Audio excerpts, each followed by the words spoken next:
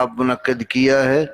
امام ابن حزم رحمہ اللہ المحلہ میں جو ان کی معروف کتاب ہے، کئی آثار لائے ہیں کہ صحابیات جماعت کروا دیتی تھیں، امہات المومنین بھی نماز پڑھاتی تھی، لیکن عورت کی جماعت کیسے ہوگی؟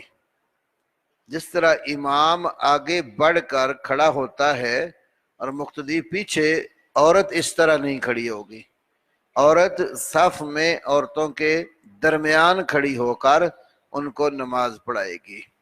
تو یہ گنجائش اور شرعاً بالکل جائز ہے، البتہ لازم نہیں ہے، کیونکہ عورتوں کے اوپر ویسے بھی جماعت کے ساتھ نماز ادا کرنا فرض نہیں ہے۔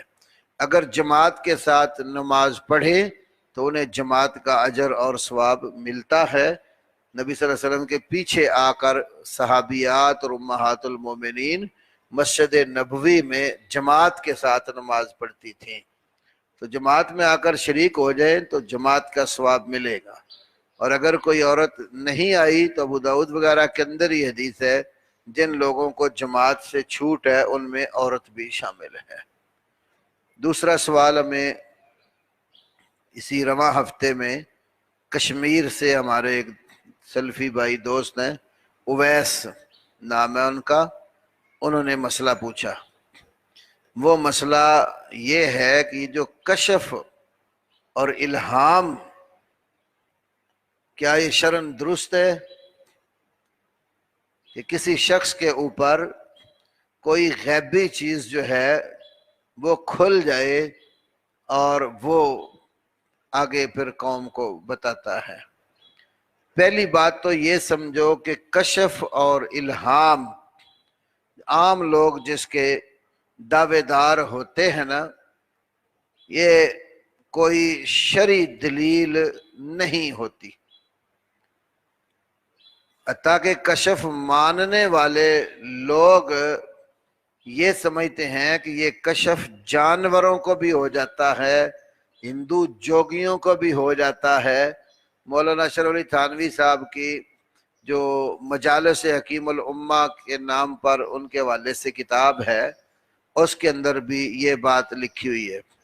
البتہ اگر اللہ تعالیٰ کسی اپنے بندے پر خلاف واقعہ یا خلاف روٹین کوئی چیز ظاہر کر دیتا ہے جو اور کسی کو معلوم نہیں، تو یہ بعید نہیں ہے، بلکہ اس کو آپ کشف کی بجائے کرامات کے ذیل میں لے جائیں۔ جس طرح ایک روایت ہے، اگر جو اس کی صحت میں اختلاف ہے، لیکن حافظ ابن حجر نے اور امام ابن کثیر نے، شیخ البانی نے اس کو صحیح کہا، ہماری نظر میں اس میں کچھ گفتگو ہے۔ وہ یہ کہ حضرت عمر رضی اللہ عنہ خطبہ دے رہے تھے، تو دوران خطبہ حضرت ساریہ جو ان کی طرف سے ایک کمانڈر تھے، کسی علاقے میں جنگ میں مصروف تھے، تو حضرت عمر نے خطبے میں کہا، یا ساریۃ الجبل، اے ساریہ پہاڑ کی اوٹ میں ہو جا۔ تو اس کو علماء جو لائے ہیں تو کرامات کے باب میں لائے کہ حضرت عمر رضی اللہ تعالیٰ پر اچانک اللہ تعالیٰ نے یہ صورتحال کھول دی کہ ان کا کمانڈر ہے ایک جو جنگ لڑ رہا ہے دشمن سے، تو اب دشمن کی طرف سے کوئی خطرہ ہے، تو اللہ تعالیٰ نے ان پر صورت منکشف کی اور کہا، ساریہ پہاڑ کی اوٹ میں ہو جا۔ اور اس میں بندے کا کوئی اختیار نہیں ہوتا، یہ اللہ کی طرف سے ہوتا ہے، اور اللہ اپنے کسی نیک بندے کے ہاتھ پر اس کا اظہار کرتا ہے۔ اگر یہ چیز بندے کے اختیار میں ہوتی تو وہی عمر ہیں رضی اللہ تعالیٰ عنہ، جب نماز پڑھانے لگے تو قاتل صف میں کھڑا تھا۔ زندگی کے آخری دنوں میں جس نے قاتل نے ان کے اوپر حملہ کیا وہ صف میں کھڑا تھا، تو صف کے اندر جو کھڑا قاتل اس کا پتہ نہیں چلا، تو اتنی دور سے ساریہ کا پتہ چل گیا۔ اس سے معلوم ہوتا ہے یہ بندے کے اپنے اختیار میں نہیں ہوتا، اللہ کی طرف سے۔ اللہ کے جو نیک بندے، بزرگ، اولیاء، صحابہ، محدثین، فقہا، جتنے نیک لوگ گزرے، تو کبھی کبھی اللہ تعالیٰ کسی کے لیے کوئی روٹین ورک سے ہٹ کر صورت ظاہر کر دیتا۔ تو نبی کے لیے اگر ہو تو اس کو معجزہ کہتے ہیں، ولی کے لیے ہو تو اس کو کرامت کہتے ہیں۔ باقی اس کے علاوہ کشف الہام جو لوگوں نے بنائے ہوئے یہ کوئی شرعی مسئلہ نہیں ہے، نہ شریعت میں ان پر کوئی دلیل ہے۔ کیا ایسی پراپرٹی پر زکوٰۃ ہوتی ہے جس کا کرایہ آ رہا ہو؟ تو بات یہ ہے کہ اگر آپ کی ایسی پراپرٹی ہے جس پر آپ کو کرایہ آتا ہے اور وہ کرنسی کی صورت میں آپ کو ملتا ہے، اور آپ کے پاس اور بھی کرنسی ہوتی ہے مختلف طریقوں سے جس میں آپ سالانہ زکوٰۃ دیتے ہیں، تو اگر تو آپ زکوٰۃ کے نصاب والے ہیں، صاحب نصاب ہو چکے ہیں، تو پراپرٹی سے جو کرایہ آئے گا وہ اس پیسے میں ضم ہو جائے گا اور اس کی زکوٰۃ دیں گے۔ لیکن وہ جو پراپرٹی ہے، زمین ہے، دکانیں ہیں، جائیداد ہیں، ان کی زکوٰۃ نہیں ہے، ان کی پروڈکشن اور پیداوار پر زکوٰۃ ہے، کیونکہ اصلاً زمین پر زکوٰۃ نہیں ہوتی، زمین سے جو پیداوار آتی ہے اس پر زکوٰۃ ہوتی ہے۔ اس لیے نبی علیہ السلام کے زمانے میں عشر اور نصف عشر کا مسئلہ تھا زمین کی پیداوار پر، اور یہ کرایہ بھی اسی طرح ہی زمین کی ایک پروڈکشن کی صورت ہے۔ ایسے ہی علماء کا اس پر بھی اتفاق ہے کہ جتنی مشینری بندہ لگاتا ہے کاروبار کے لیے، مشینری کی اصل کے اوپر زکوٰۃ نہیں ہے، ہاں جو پروڈکشن آئے گی وہ اگر نصاب زکوٰۃ کو ہے تو اس پر زکوٰۃ لگے گی۔ ہاں ایک اور صورت، اگر آپ نے زمین اپنی یا کوئی دوسری جائیداد یا مشینری ایسی رکھی ہے کہ آپ اس مشینری کا کام کرتے ہیں، اس کو بیچتے ہیں، خریدتے ہیں، پلاٹنگ کرتے ہیں، خریدتے ہیں، پھر وہ آپ کے مال تجارت میں داخل ہو جائے گی چیز، تو تجارتی مال میں زمین کا پلاٹ ہو، زمین ہو، دکانیں ہو، بنا رہے، بیچ رہے، خرید رہے، تو پھر وہ پراپرٹی تجارتی معاملات میں جانے کے اس پر زکوٰۃ ہوتی ہے۔ اور اگر ایسا نہیں ہے، صرف محض کرائے کی حد تک ہے، یا کسی کا مکان ہے، اس نے کرائے پہ کچھ حصہ دیا ہوا ہے، جیسے ہوتا ہے 2 منزل بنا لی، 1 منزل پر خود رہ رہا ہے، 1 منزل سے کرایہ آ رہا ہے، اور کرایہ بھی اس کا اتنا ہے کہ اس کی ضرورت حاجت پوری ہوتی مشکل سے، تو اس پر زکوٰۃ پھر بنتی ہی نہیں ہے۔ زکوٰۃ رشتہ داروں میں کس کس کو دینی چاہیے؟ آپ کے وہ رشتہ دار جو آپ کی زیر کفالت نہیں ہے۔ کفیل ہوتا ہے نا بندہ اپنے گھر کا، اب بیوی ہے، بچے ہیں، ماں باپ ہیں، ان کی نگرانی، کفالت، ذمہ داری آپ کے پاس ہے، ان کو آپ زکوٰۃ نہیں دیں گے، وہ تو ایسے جیسے اپنے آپ پر زکوٰۃ لگانا ہے۔ ایسے رشتہ دار ہیں اپنے گھروں والے ہیں، خواہ وہ آپ کے بہن بھائی ہیں، اپنے گھروں والے ہیں، علیحدہ ہیں، غریب ہیں، زکوٰۃ کے حقدار ہیں، ان سب رشتہ داروں کو دے سکتے ہیں۔ اور زکوٰۃ جب رشتہ دار کو دیں گے تو 2 اجر ملے گا، ایک اس کی قرابت داری کا اور ایک اس کی غربت کا۔ تو اس میں ایک بات یہ بھی ایک تجویز ہے کہ بجائے اس کے کہ آپ زکوٰۃ جب نکالیں تو آپ کے رشتہ دار مثلا زیادہ غریب ہیں، کئی گھر ہیں، تو تھوڑا تھوڑا آپ سب کو دیں اور وہ کھا پی کر بیٹھ جائیں، پھر اگلے سال زکوٰۃ لینے والے ہوں۔ اس سے بہتر تجویز یہ ہے کہ آپ اپنے خاندان کے 1 یا 2 گھروں کا ہر سال چناؤ کر لیں جو غریب ہیں، زکوٰۃ کے حقدار ہیں، اور آپ ان کو زکوٰۃ کا مال دیں اور ان کو سمجھائیں کہ آپ اس کے ساتھ اپنا کاروبار کر لیں، تاکہ آئندہ آپ زکوٰۃ دینے والے بنے، لینے والے نہ ہوں۔ میں اکثر ایک مثال اپنے ایک دوست کی دیتا ہوتا ہوں، اسکیم بورڈ میں تھا تو ڈاکٹر نواب الدین صاحب ایک میرے پاس جمعہ پڑھتے تھے، تو ٹھوکر پہ ان کا کلینک تھا، ان کے بیٹے بیٹیاں وہ سارے ہی ڈاکٹر تھے۔ تو جمعے کے بعد ایسے ہی میرے پاس بیٹھتے تھے تو اکثر زکوٰۃ کے مسئلے پوچھتے تھے۔ کچھ سال گزرنے کے بعد ایک دفعہ مجھے کہنے لگے کہ ربانی صاحب آپ بھی سوچتے ہوں گے کہ یہ بندہ جب بھی مسئلہ پوچھتا ہے زکوٰۃ کا ہی پوچھتا ہے۔ تو مجھے انہوں نے بتایا کہ آج میرے قبیلے میں، خاندان میں کوئی بندہ ایسا نہیں ہے جس کو میں زکوٰۃ دوں۔ طریقہ کیا رکھا تھا انہوں نے؟ یہی خاندان کے 1 یا 2 گھروں کا ہر سال چناؤ کر لیتے، زکوٰۃ کی وہ حقدار ہیں تو ان کو زکوٰۃ دیتے، ساتھ ترغیب دیتے کہ بیٹا آپ نے کوئی اپنا کام کرنا ہے، تاکہ آپ غربت سے بھی نکلیں اور زکوٰۃ لینے والے کے بجائے دینے والے بنے۔ تو اگر یہ تجویز اپنا لیں تو اس سے آپ کے خاندان میں غربت کا خاتمہ ہوگا، حکومتوں پر اعتماد رکھنے سے کچھ بھی نہیں ہونا، وہ جس طرح ہمیں نظر آتا ہے۔ تو یہ آپ اگر قدم اٹھاتے ہیں، جو مالدار لوگ ہیں، آپ کے بہن بھائی، آپ کے جو نا چچا تایا رشتہ دار قریبی جتنے ہیں، اگر وہ اس قابل ہیں کہ ان کو زکوٰۃ لگتی ہے، آپ ان کا چناؤ کریں، ان کو زکوٰۃ دیں اور زکوٰۃ دے کر غربت سے ان کو نکالیں۔ رشتہ داروں میں سب سے پہلا حق کس کا؟ جس کا قرب زیادہ ہوگا اس کا حق زیادہ ہوگا۔ مثلا بھائی ہے آپ کا، آپ کی بہن ہے، اب وہ اور آپ ایک ہی جو ہے نا وہ جگہ سے جنم لیے ہوئے ہیں، تو وہ آپ کے زیادہ قریبی ہے۔ اب اسی طرح جو اس سے پیچھے ہو جائیں گے، کزن ہے آپ کے، وہ اس سے تھوڑے سے بعید ہو جاتے ہیں، تو جو زیادہ اقرب ہوگا، قریبی ہوگا، وہ زیادہ حقدار ہوگا۔ یہ بھائی نے آگے آخر میں لکھا ہے بھائی بہن کو یا بہن بھائی کو زکوٰۃ دے سکتے ہیں اگر وہ غریب ہے تو۔ اپنے گھروں والے علیحدہ ان کا گھر ہے، بہن کی شادی ہوگی ہے، وہ چلی گئی، آپ کی زیر کفالت نہیں ہے۔ بھائی بھی اپنے گھر والا ہے، غریب ہے، تو اس کو زکوٰۃ بالکل دے سکتے ہیں، اس میں کوئی شرعی پابندی نہیں ہے۔ ہاں ماں باپ کو آپ زکوٰۃ نہیں دیں گے، ماں باپ آپ کا مال آپ کے ماں باپ کا ہی مال ہے، جس طرح ایک مشہور حدیث ہے انت و مالو کا لے ابی کا، تو اور تیرا مال یہ تیرے باپ کا ہی ہے۔ تو اس لیے ماں باپ کی تو ویسے ہی خدمت فرض عین ہے، تو ان کی تو ضروریات اگر آپ صاحب استطاعت ہے تو آپ کے اوپر لازم ہے ان کی ضروریات پوری کرو، بلکہ اپنی اولاد سے پہلے اپنے ماں باپ کی ضرورت پوری کرو۔ وہ مشہور واقعہ ہے نا، نبی صلی اللہ علیہ وسلم نے ذکر کیا کہ پہلی امتوں میں بنی اسرائیل میں 3 بندے سفر پر نکلے، پھر وہ اندھیری چلی اور بارش آ گئی تو ایک غار میں گھسے تو ایک پتھر لڑکا اور وہ غار کے منہ پر آ گیا۔ اب انہوں نے اپنی نیکیاں بیان کرنا شروع کی، تو ان میں سے ایک شخص نے کیا نیکی بیان کی؟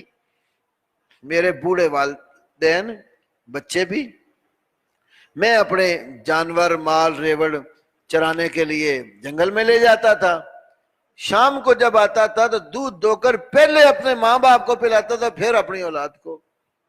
تو ایک دن میں گھر آیا تو میرے ماں باپ سو گئے، بچے بھوک سے بلک بلک کر میرے پاؤں پر گر رہے، تو میں برتن دودھ کا پکڑ کر ماں باپ کو جگایا نہیں کہ ان کی نیند میں خلل نہ آئے، کھڑا رہا ساری رات تاکہ بچے سو گئے۔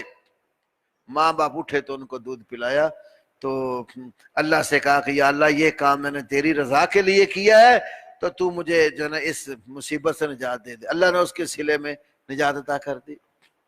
تو ماں اور باپ کا حق مسلمان پر ویسے ہی ہے، فرض عین ہے ان کی خدمت کرنا، اپنی اولادوں سے بڑھ کر، بچوں سے بڑھ کر، بیوی سے بڑھ کر پہلے اپنے ماں باپ کی ضرورت پوری کرو۔ ہم اپنی بیگمات کے نخرے تو اٹھا لیتے ہیں، اولاد کی ضرورتیں سے مقدم رکھتے ہیں اور ماں باپ کا کوئی دھیان نہیں کرتے۔ جتنا ماں باپ کا خیال کرو گے، یاد رکھو ماں باپ کی دعائیں بڑی رنگ لاتی ہیں، اتنا زیادہ آدمی کو اللہ نوازتا ہے۔ میں کبھی کبھی اللہ کی نعمت کو بیان کرنے کے لیے کہتا ہوں، ورنہ اللہ ریاکاری سے بچائے۔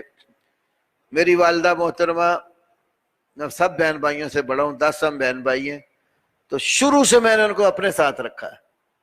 والد صاحب میری شادی سے پہلے ہی فوت ہو گئے تھے، تو میں نے اپنی ماں سے کہا کہ اکثر یہ ہوتا ہے کہ بڑے کی شادی ہو گئی، علیحدہ ہو گیا، دوسرے کی ہوئی، وہ جو پیچھے چھوٹا رہ جاتا ہے ماں باپ اس کے ساتھ ہوتے ہیں، تو میری ذاتی خواہش ہے کہ آپ میرے ساتھ رہیں۔ الحمدللہ آج تلک ساتھ ہیں اور میں اس کی برکات بہت دیکھتا ہوں۔ شروع میں جب میں لاہور آیا تھا تو میری تنخواہ تھوڑی سی تھی، 2000 روپیہ جماعت سے ملتی تھی، 700 روپیہ مجھے سکیم موڑ مسجد میں ہوتا تھا، وہاں سے تنخواہ ملتی تھی، وہ 700 میرا کرایہ ہوتا تھا، تو 2000 میں اپنی والدہ کو دیتا تھا۔ ایک دفعہ مجھے کہنے لگے کہ بیٹا اب 2000 میں گزارا نہیں ہوتا تو 1000 اور بڑھا دے، میں دعا کروں گی اللہ تیرے لیے برکت دے دے گا۔ تو میں نے سوچا چلو میں ساتھ کوئی اور کام کاج کر لوں گا، ہنر اللہ نے مجھے کئی دیے ہوئے ہیں، تو میں ساتھ اور کام کروں گا، ماں کی بات کو تو رات تو میں کر نہیں سکتا۔ خیر میں جو ہی آیا، اگلا جمعہ میں نے پڑھایا، جمعے کے بعد بیٹھے تو وہ جو میرے سکیم موڑ والے دوست تھے حاجی ذوالفقار صاحب، اللہ ان کی زندگی میں برکت دے، میرا بڑا اچھا وقت ان کے پاس گزرا، مجھے کہنے لگے کہ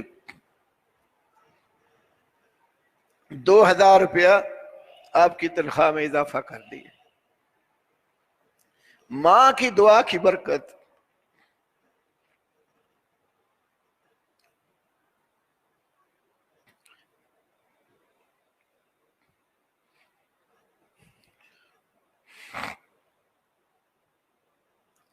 اللہ ہمیں ماں باپ کی خدمت کی توفیق دے.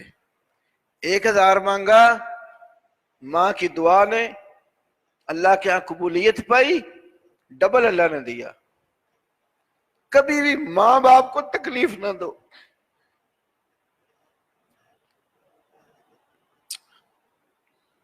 ایک سوال ہے، ٹخنوں سے شلوار نہ اٹھا کر نماز پڑھنے والے کے لیے دوزخ کا عذاب ہے؟ بھائیو، نماز ہو یا نماز سے ہٹ کر ہو، اپنا لباس مرد ہمیشہ ٹخنوں سے اونچا رکھے. ایک حدیث میں ہے کہ اللہ تبارک و تعالی اس آدمی کی نماز کو دیکھتا بھی نہیں ہے جو اپنی چادر ٹخنوں سے نیچے لٹکاتا ہے. یہ ابن خزیمہ میں امام ابن خزیمہ حدیث لائے. ویسے تو وعید کی بہت ساری حدیثیں ہیں، ایاکا و اسبال الازار، فرمایا چادر لٹکانے سے بچو. یہ اتنا اہم مسئلہ ہے جس کو ہم معمولی سمجھتے ہیں، شریعت کا حکم ہے. حضرت عمر رضی اللہ عنہ کو جب قاتل نے خنجر مارے تھے نا، تو ان کے انتڑیاں کٹی ہوئی تھیں، دوا بھی پلاتے تھے، دودھ دیتے تھے، تو وہ کٹی ہوئی انتڑیوں سے باہر نکل آتا تھا. بستر مرگ پر لیٹے ہوئے آخر عمر میں ایک نوجوان شخص ان کی بیمار پرسی کے لیے آیا. صحیح بخاری میں ہے، وہ بیمار پرسی کر کے جانے لگا نا، حضرت عمر کی اس حالت میں جب زخم لگے ہوئے نظر پڑی کہ اس کی چادر ٹخنوں سے نیچے ہے، اس کو اسی حال میں بلایا. بلا کر کیا کہا؟ اتق اللہ ارفع ازارک، اللہ سے ڈر، اپنی چادر اونچی کر. مسلمان مرد کو ہمیشہ ٹخنوں سے اوپر کپڑا رکھنے کی عادت رکھنی چاہیے، اور مسلمان عورت اس کی سلوار نیچے باندھنے والا پجامہ ہو یا کوئی اور اظہار ہو، ہمیشہ اتنا لمبا ہونا چاہیے کہ اس کے پاؤں کی ایڑی بھی نظر نہ آئے. نبی علیہ السلام نے صحابہ کو کہا کہ آدھی پنڈلی کے اوپر چادر رکھو، آدھی پنڈلی پر. آپ کی اپنی چادر ترمذی شمائل ترمذی میں نصف پنڈلی پر ہوتی تھی. تو صحابہ نے پوچھا کوئی اور گنجائش؟ تو آپ صلی اللہ علیہ وسلم نے بتاتے بتاتے نسائی اور ابو داؤد کے ٹخنا پکڑ کے صحابی کا لیس للکعبین فی الازار شیء، یہ چادر کا ٹخنے میں کوئی حصہ نہیں ہے. عورتوں نے پوچھا، تو پہلے نصف پنڈلی بتایا تھا نا، فرمایا ایک بالشت نیچے لٹکا لو. اب نصف پنڈلی سے ایک بالشت نیچے کریں تو عورت کے پاؤں ننگے رہ جاتے. تو کہنے لگے اذن ینکشف اقدامہن، اگر ایک بالشت وہ نیچے کرتی ہیں اس سے تو پھر تو ان کے قدم کھل جائیں گے. تو آپ نے فرمایا ایک بالشت اور لٹکا لو. اب جب ایک اور بالشت لٹکانے کا کہا تو پھر سوال پیدا ہوا کہ یہ کپڑا تو نیچے مٹی زمین پہ لگے گا، گیلی مٹی پہ کپڑا ٹکر کھائے گا، رگڑے گا تو خراب ہوگا، گندا ہو جائے گا. آپ نے فرمایا جب وہ آگے چلے گی تو خشک مٹی آئے گی، وہ گیلا کپڑا خشک مٹی سے رگڑ کھاتا ہوا جائے گا تو وہ پاک ہو جائے گا. اجازت نہیں تھی کہ عورت کے پاؤں ننگے ہو. ہمارے یہاں کام ہی الٹ ہو گیا ہے.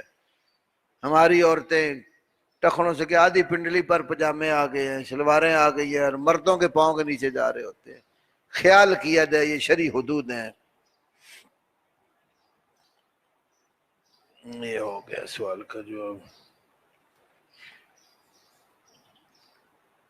یہ پیچھے بھی جواب دیا تھا. کیا تراویح پڑھانے والے کے پیچھے عشاء کی فرض نماز ادا کی جا سکتی ہے؟ بالکل کی جا سکتی ہے. اس کی صورت یہ بنتی ہے کہ جو تراویح پڑھا رہا ہے وہ نفلی نماز پڑھا رہا ہے، پیچھے نماز پڑھنے والے کی فرضی ہے. تو اس کی دلیل یہ ہے کہ نبی صلی اللہ علیہ وسلم کے صحابی معاذ بن جبل رضی اللہ تعالی عنہ نبی علیہ السلام کے ساتھ عشاء کی نماز پڑھتے تھے، پھر جا کر اپنے قبیلے والوں کو جماعت کرواتے تھے. تو ایک دفعہ جو ہے نا جماعت میں کرواتے وقت قرات لمبی کر دی. ایک بندہ جو تھکا آ رہا ہوا تھا، دن کا کام کاج کھیتوں میں، اب وہ کھڑا ہوا نماز میں، قرات لمبی شروع کر دی، اس نے نماز چھوڑی وہاں ہی اللہ کے نبی کے پاس آ گئی۔ یہ بخاری میں حدیث ہے، اللہ کے نبی سے کہا یا رسول اللہ ہمارے امام صاحب تو رات کے ہم تھکے ماندے آتے تو لمبی نماز شروع کر دیتے ہیں۔ آپ نے معاذ کو بلا کر فرمایا فتان انت یا معاذ، اے معاذ کیا تو فتنہ ڈالنا چاہتے ہے؟ تو یہ سبح اسم ربک الاعلی، حلتا کا حدیث الغاشیہ، یہ صورتیں نہیں آتی، یہ صورتیں پڑھ کے نماز پڑھا دیا کرو۔ اس حدیث سے معلوم ہوتا ہے کہ وہ اپنی قوم کو جو نماز پڑھاتے تھے ان کی تو نفلی ہوتی تھی، فرض تو اللہ کے نبی کے ساتھ پڑھ کے چلے جاتے، فریضہ جو ہے نا وہ 2 بار تو ادا نہیں نہ ہوتا کہ 4 یہاں پڑھی ہیں 4 وہاں جا کر پڑھ رہے، تو فرض تو ایک ہی ہونی ہے ان میں۔ اب دونوں میں سے کسی ایک کو بھی فرض قرار دیں پھر یہ شکل یہ شرن بالکل جائز درست لگتی ہے۔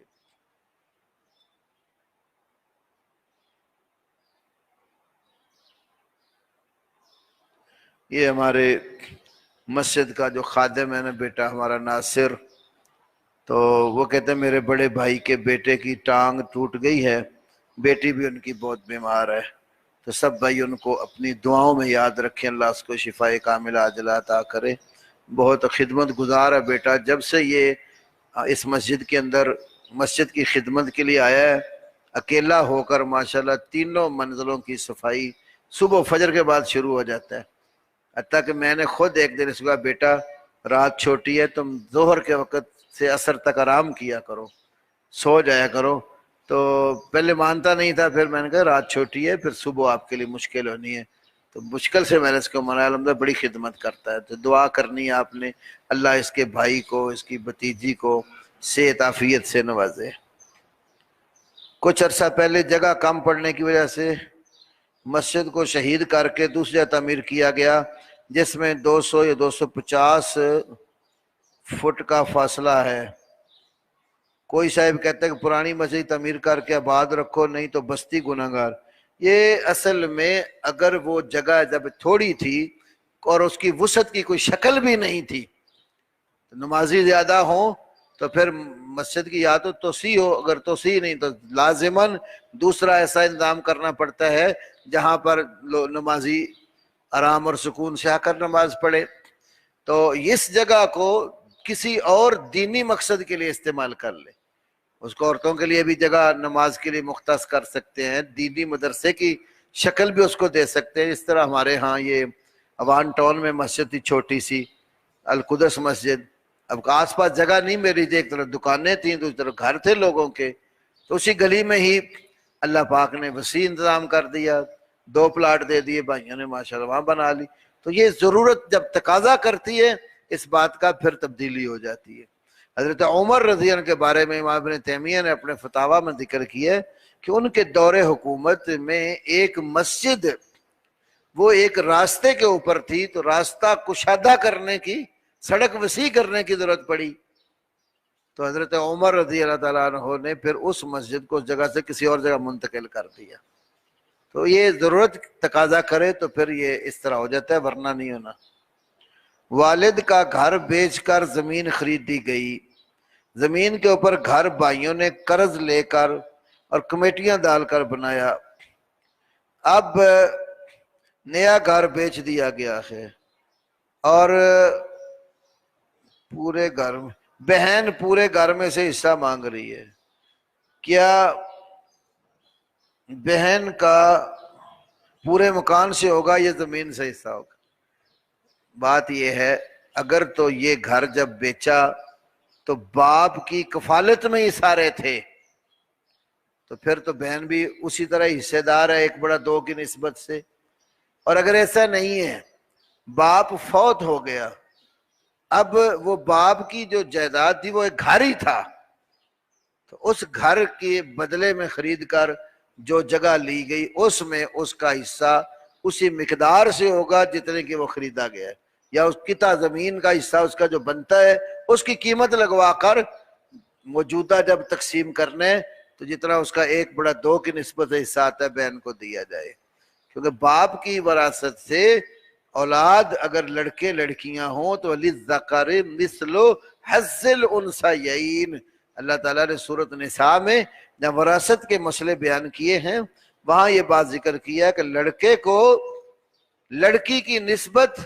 دگنا حصہ ملتا ہے، 2 بیٹیوں کو جتنا ملے گا اتنا ایک بیٹے کو ملے گا، اور اگر اکیلی بیٹی ہو تو پھر وہ آدھے مال کی وارث بن جاتی ہے۔ آدمی اپنی بیٹی یا بیٹے کو شادی شدہ یا غیر شادی شدہ ہونے کی صورت میں زکوٰۃ کا مال دے سکتا ہے۔ یہ وہی جو پہلے میں نے آپ کو بات کہی کہ کفالت میں ہے تو نہیں دے سکتا۔ اگر وہ کفالت میں نہیں ہے، اپنے خود کفیل ہیں، اپنا کام کرتے ہیں، علیحدہ گھر والے ہیں اور غریب ہیں، تو باپ ان کو دے سکتا ہے، کیونکہ ان کے بالغ ہونے کے بعد اپنے الگ گھر بنانے کے بعد باپ کی ذمہ داری نہیں ہے اب ان کے اوپر۔